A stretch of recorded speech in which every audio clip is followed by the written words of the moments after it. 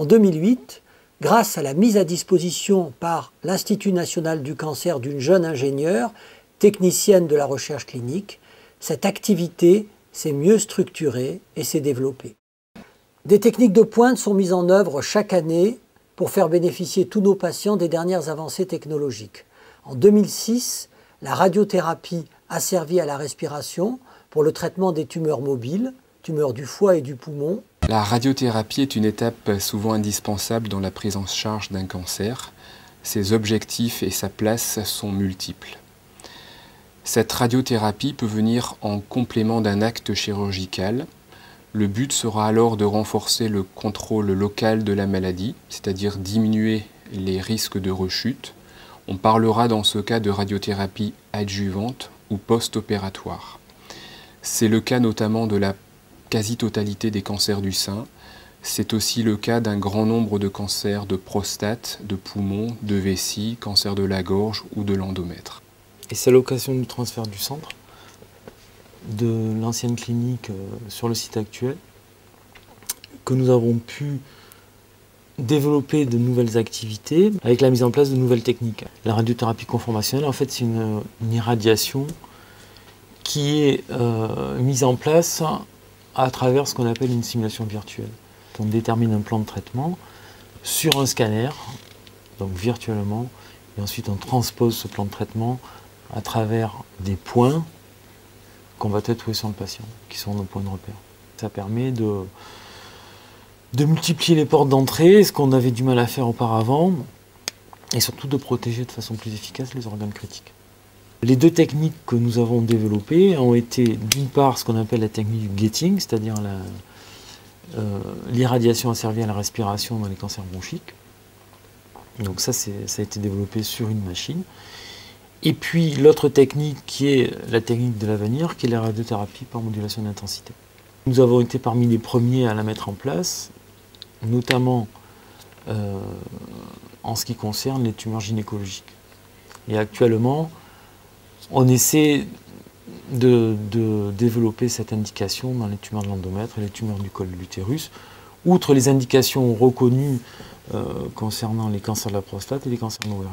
Donc bonjour, je suis le docteur Thomas Kretman. Je suis un des 3 radiothérapeutes du Centre Assuré 1 et je m'occupe avec mes 2 collègues donc notamment de tous les traitements de radiothérapie. Je suis également praticien hospitalier à temps partiel à l'hôpital de Grasse et donc je m'occupe au Centre Assuré 1 notamment des patients qui viennent de toute l'agglomération autour de Grasse.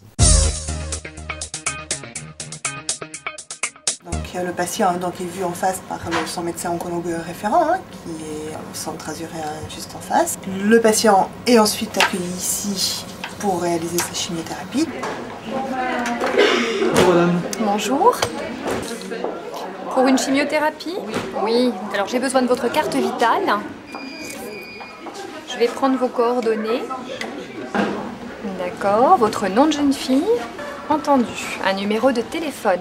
Vous êtes toujours en activité? Alors, la personne à prévenir si nous avions besoin. Ses coordonnées, donc son nom et son prénom, son numéro de téléphone. Il faudra apposer une signature juste ici. Merci. Donc, je vous mène en hôpital de jour. Moi, je travaille sur les 2 sites. Je suis présent tous les matins en hôpital de jour afin de m'assurer que le service de chimiothérapie fonctionne, qu'il n'y ait pas de problèmes médicaux à gérer le matin en hôpital de jour. Et j'assure une activité de consultation les après-midi au CAC en tant qu'oncologue médical. Bonjour, quel est l'oncologue qui vous amène? C'est un des oncologues du CAC. Très bien. Est-ce que vous avez votre cahier de chimiothérapie? Bien entendu, j'ai tout mon dossier. Merci. Vous avez fait une prise de sang? Oui. Vous l'avez aussi? Je pense qu'elle est à l'intérieur du dossier. Parfait. Est-ce que vous avez fait votre radio? Oui. On a contrôlé votre cathéter? Ah, je pense, oui. D'accord, très bien. Est-ce que vous avez des questions concernant votre protocole de traitement? Donc, vous allez avoir un protocole par perfusion, dont la durée de traitement pour vous est estimée à peu près à 2 heures. Et ce traitement, on va le répéter toutes les 3 semaines. Avant chaque protocole de traitement, vous allez recevoir ce qu'on appelle une prémédication, c'est-à-dire qu'on va vous mettre dans la perfusion des médicaments pour vous aider à tolérer le traitement. Ce sont en général des médicaments contre les nausées, il y a souvent un petit peu de cortisone associé. Concernant les effets secondaires, ils sont extrêmement variables, mais votre oncologue a dû déjà vous l'expliquer. Principalement, ce que vous risquez d'avoir avec ce protocole, ce sont essentiellement des nausées pendant les quelques jours qui suivent le traitement.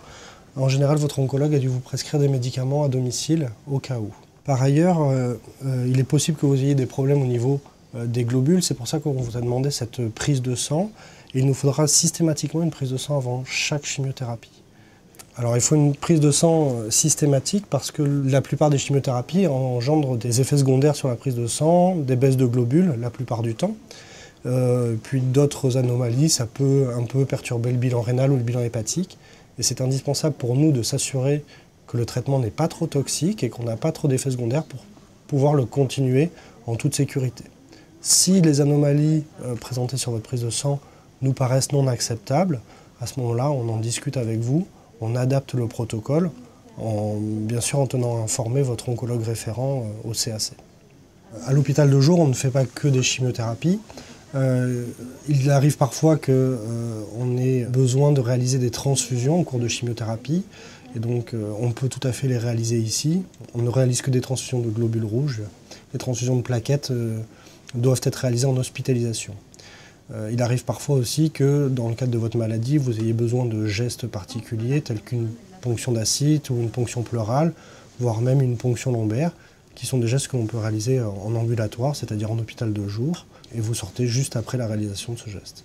Bonjour, je m'appelle Sophie Roubaud, je suis le pharmacien de l'API GCS Mougin Pharma et responsable du service de chimiothérapie de la clinique Plein Ciel.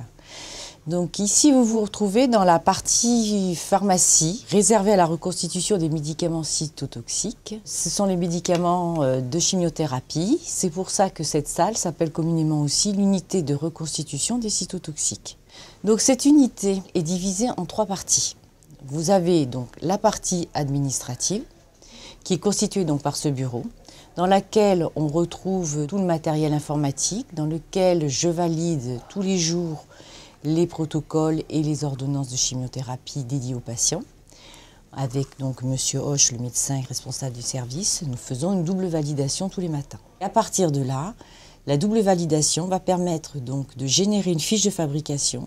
Cette fiche de fabrication aura donc toutes les informations nécessaires pour la fabrication du produit, puisque chaque produit sera fabriqué pour chaque patient. Et ces doses, donc une fois calculées, seront fabriquées par les préparateurs dans la salle dite blanche. Chaque préparation, une fois contrôlée, est dédiée donc à chaque patient. Pour des traitements, il peut y avoir 1 à 4 poches, voire des systèmes de dispositifs de pompe ou d'infuseurs. Pour chaque patient, on le fait de façon dite extemporanée, c'est-à-dire au dernier moment. Donc la perfusion est prête parce qu'après je me mets en stérile, tout ça reste stérile. Et du fait que je suis en gants stériles, j'ai plus qu'à attraper mon tuyau pour aller l'installer sur le petit tuyau. Je rouvre. Voilà. Je vais finir mon pansement avant de faire quoi que ce soit d'autre. Bien, l'objectif c'est que monsieur puisse se lever, se balader, même si c'est pour aller à la machine à café, sans qu'il y ait un risque de désadaptation de l'aiguille. Une fois que tout ça est fait, j'ouvre la tubulure, le produit coule, et voilà, et on a démarré le traitement.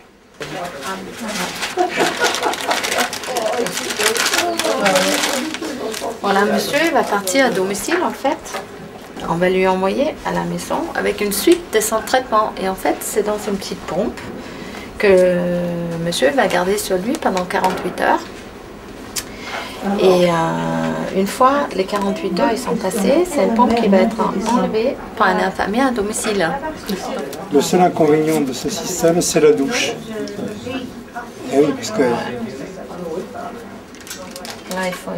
il faut trouver des astuces pour accrocher la banane au rideau de douche. Voilà, maintenant monsieur va partir chez lui, ou il va rester chez lui avec la continuité du traitement de chimiothérapie.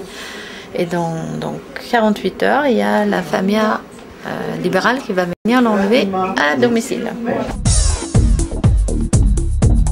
Bienvenue au service du premier étage de Plein Ciel. Les patients qui sont vus donc, au Centre azuréen de cancérologie peuvent être éventuellement en difficulté, que ce soit physique ou morale, et donc ils peuvent être accueillis dans ce service de Plein Ciel CD qui dispose de 20 lits d'hospitalisation. J'ai rejoint le docteur Riel car le service a pris un petit peu plus d'importance. Il y a quelques lits supplémentaires qui nous ont été confiés. Donc la gestion était difficile pour un seul médecin, donc je suis venue lui prêter main forte. L'hospitalisation conventionnelle, en fait, ça consiste à hospitaliser les gens 24 heures sur 24. Donc nos patients, quand ils sont hospitalisés dans le service, restent plusieurs jours, voire des fois quelques semaines en fonction des soins qu'ils nécessitent, car justement les traitements ne peuvent pas se faire en ambulatoire. Ce sont les infirmières du service. On a une très très bonne équipe soignante, que ce soit au niveau des aides-soignantes ou au niveau des infirmières. Et c'est elles qui vous prennent en charge dès que vous arrivez ici. Je suis associée à l'équipe du Centre azuréen depuis 17 ans. Et donc je m'occupe spécifiquement de l'hospitalisation. Moi je suis le docteur Valérie Ganassi, je suis médecin algologue, c'est-à-dire médecin de la douleur, voire même de la souffrance.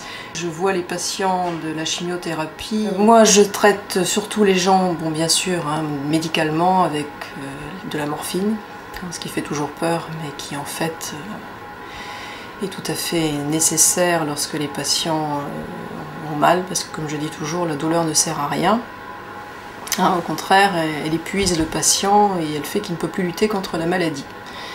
Et à côté de ces techniques dites médicales, médicamenteuses, j'utilise aussi lorsque les gens en ont besoin ou lorsqu'il y a un peu une notion de thérapie derrière, de l'hypnose médicale, quand on veut obtenir un effet thérapeutique.